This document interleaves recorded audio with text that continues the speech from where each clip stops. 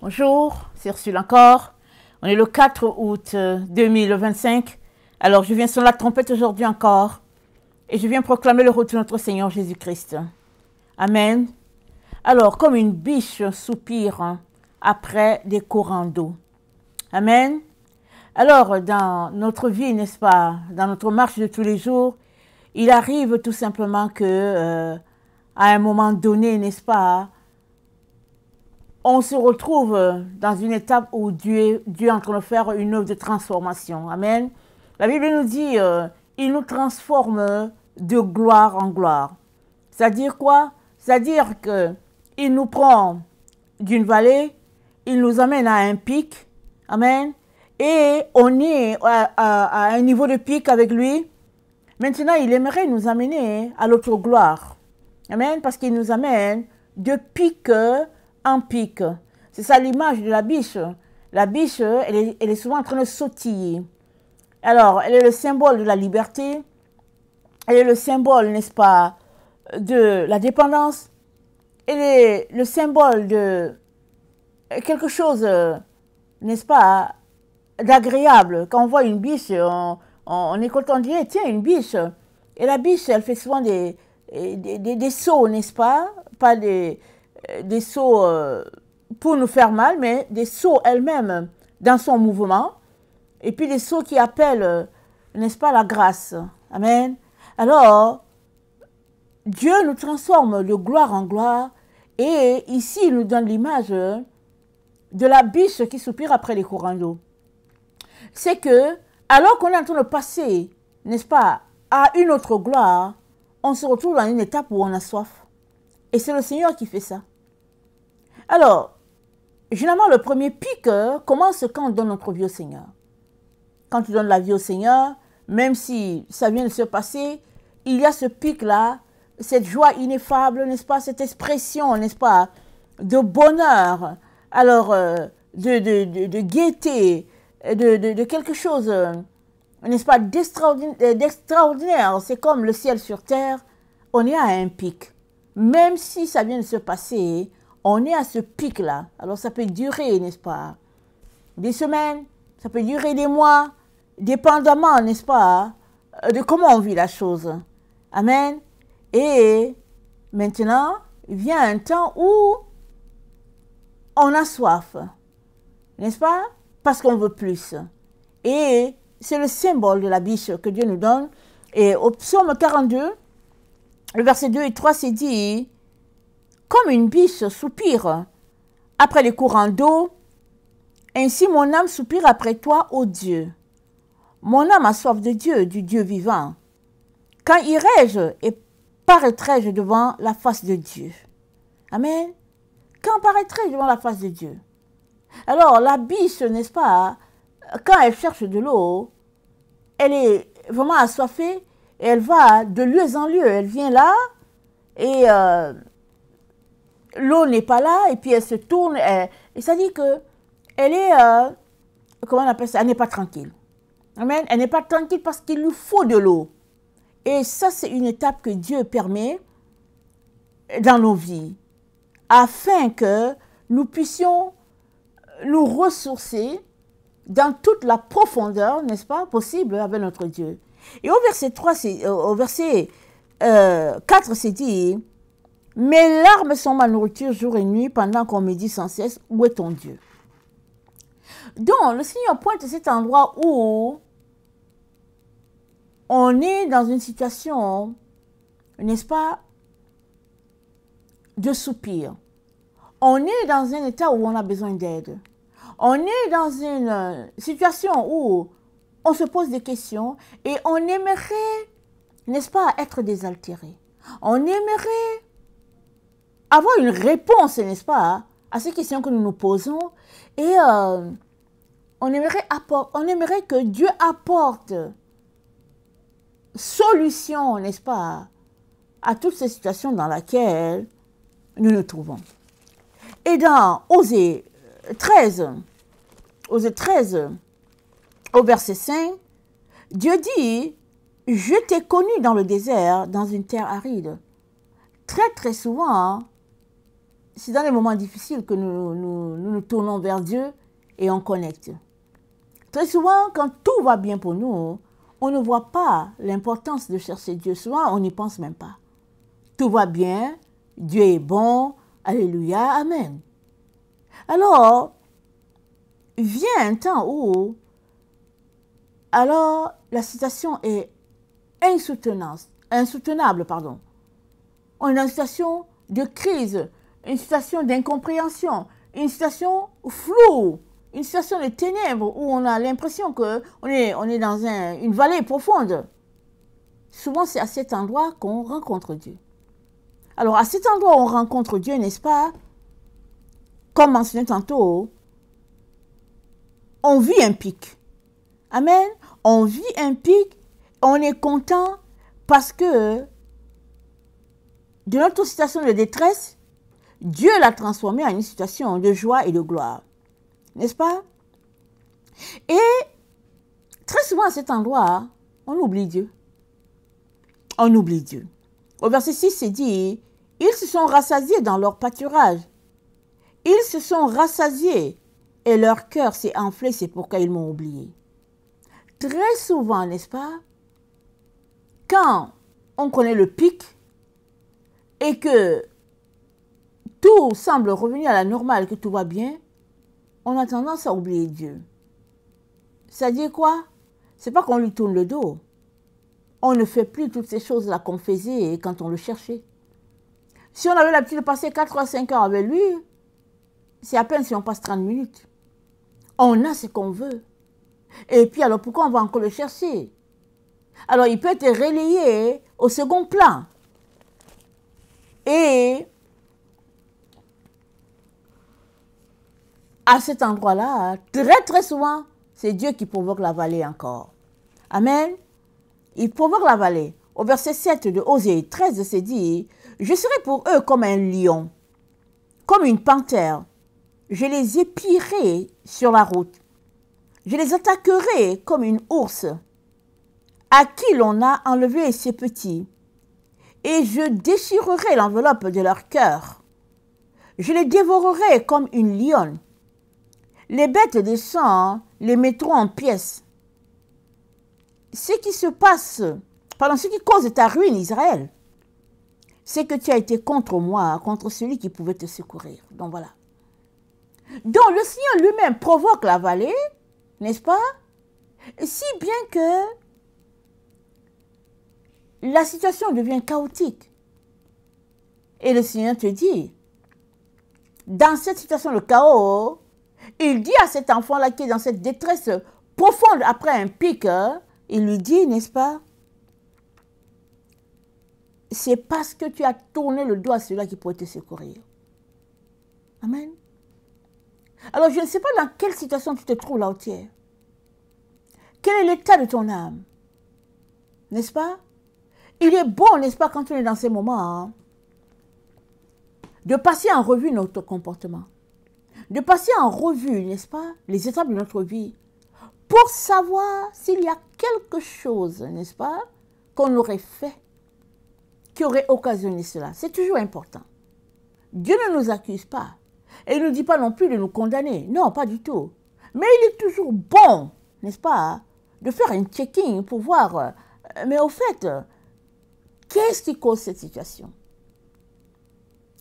Et souvent, il va arriver que il n'y a rien que Dieu te montre qui cause cette situation. Il va tout simplement arriver que tu es à une étape de ta vie où tu dois passer à un autre pic et Dieu lui-même occasionne cette situation. Regardons la situation de Job.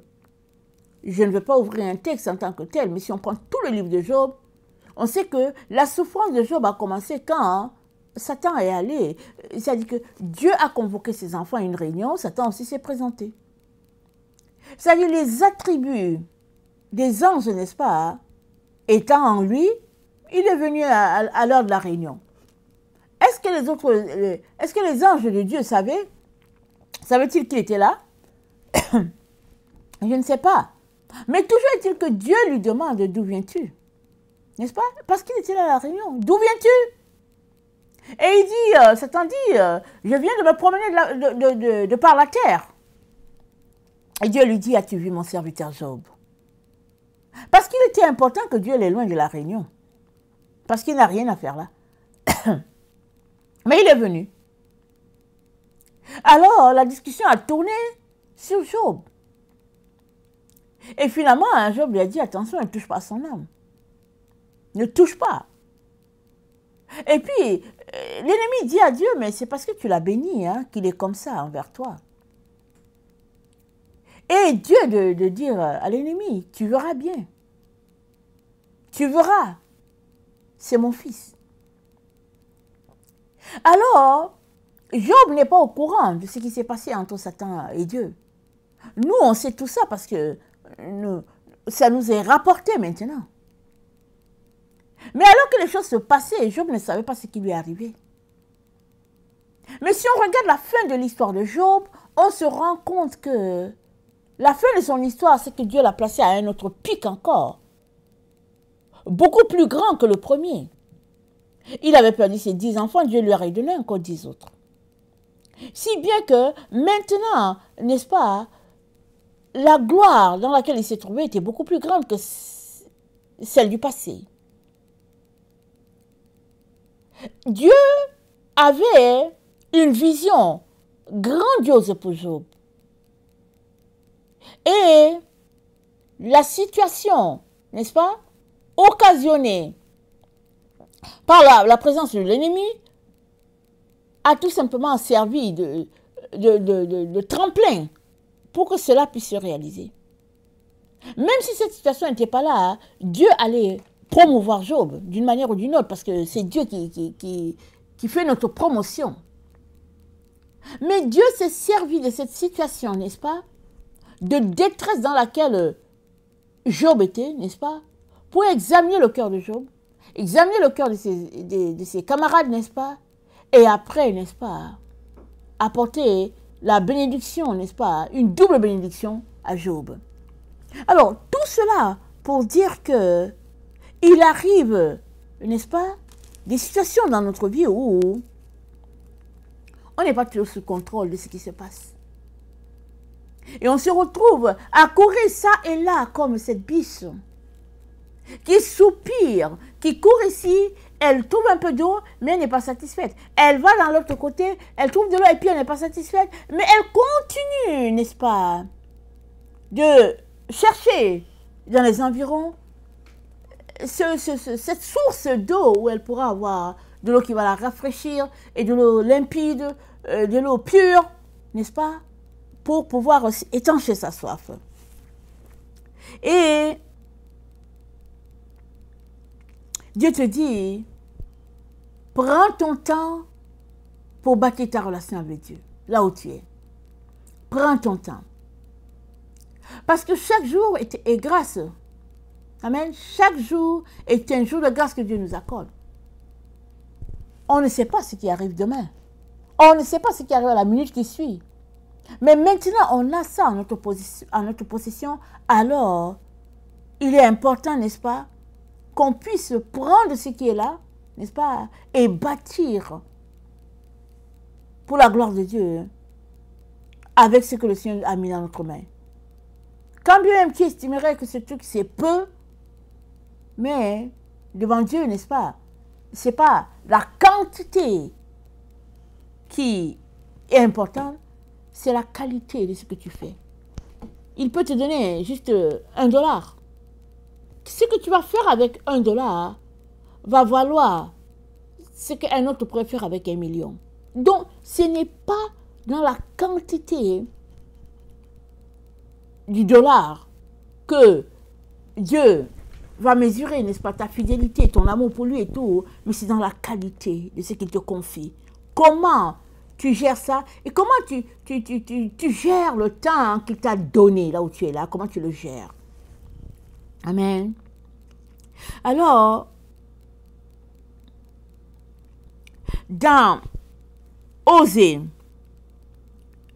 12, le verset 7, c'est dit, « Et toi, reviens à ton Dieu, garde la piété et la justice, et espère toujours en ton Dieu. » C'est-à-dire, peu importe ce par quoi tu passes, garde la piété, garde la justice, garde les yeux fixés sur Dieu. Il est ton seul secours. Il est le seul qui va intervenir pour voir, n'est-ce pas, dans ta situation et te faire quitter la vallée dans laquelle il t'a placé pour te mettre sur le pic. Parce que si on prend le cas de Job, c'est Dieu qui l'a placé dans cette vallée-là. C'est Dieu qui a fait que les mêmes personnes qui respectaient Job n'avaient plus de respect pour lui. Les enfants se moquaient de lui. Même ses propres amis le ridiculisaient. C'est Dieu qui a fait cela ainsi. Afin d'éprouver, n'est-ce pas, le cœur de ses différents enfants. Et à la fin, Job est sorti plus pur que l'or. Parce que Dieu l'a justifié. Et les autres, Dieu leur a dit, allez-y demander pardon à Job. Parce que s'il ne prie pas pour vous, c'est à moi que vous aurez affaire. Alors, c'est notre Dieu qui provoque la soif. Amen. C'est Dieu qui provoque la soif dans laquelle tu te trouves en ce moment. Alors, vas-tu aussi avoir recours à Dieu pour l'étancher? Amen. Ne l'étanche pas surtout en cliquant, allant regarder les émissions de télévision, allant jouer aux différents jeux de Scrabble, les choses comme ça. N'étanche pas ta soif, n'est-ce pas?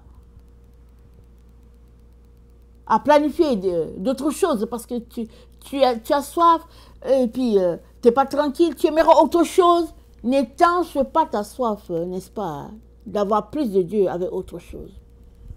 Parce que c'est dit que ce ne sont pas les choses périssables que Christ nous a rachetées. Amen.